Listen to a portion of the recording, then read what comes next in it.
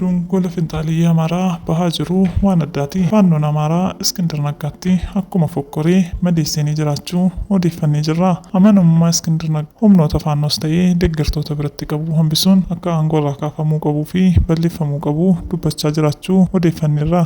Gareen kun hidhattoota garaa Iskindir jiran maallaqattiin socho'an akka hin arganne beekuun eegdota keessoon badii raawwatanii jiru. Badii kanaa kan raawwates nama isaan tasumaa hin shakkine ta'uun badiisa jabaa irratti raawwachuusaa dhagahameera. Haaluma kanaan Iskindir dhimma badii kanaa qaamota amanamoo ta'aniif dhiyeenyatti akka ibsu dubbachuusaa maddi odeeffannoo keenyaa ifoomseera.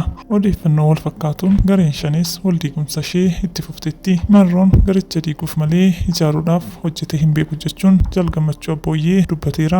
Erga Marroon hoggansa waliigalaa garichaa ta'ee muudameen booda guyyaa tokkoofillee garichi waliigalteen hojjete hin beeku kan jedhu Gammachuun yaada diigumsaa malee kan ijaarsaa Marroon akka hin qabne dubbateera. Kanaanis Marroon shira hedduu umurii aangosaa dheereffachuuf jecha xaxee lubbuu hedduu galaafachuu kan kaasee Gammachuun sababa Marrootiin garichi rakkoo walxaxaa keessaa ba'uu hin dandeenye jechuun dubbatee jira. Irra deddeebiin ilaalchi gandummaa fi ana malee jedhu kun eessaaniyyuu garichaan ga'u jennee dubbannus yaadni keenya fudhatama dhabii kan jedhu Gammachuun bu'aan isaa kunoo har'a garichaa bittimsaa jiraachuu miira abdii kutannaa keessaa akka galches dubbateera. Zooniin kibbaa burkutaa'ee baduu kan ifoomsee hogganaan garichaa kun amma immoo Marroon jaalabdiitti hammumachaa akka jirullee quban qaba jechuun dubbachuusaa oduun keessoo baatee nuuf ifoomsiteetti. Egaa kabajamtootaa fi dhaggeeffattoota keenyaa qophii qabannee jirru asumaan golomnaa yeroo dansaa qabaadhaa. Galatoomaa.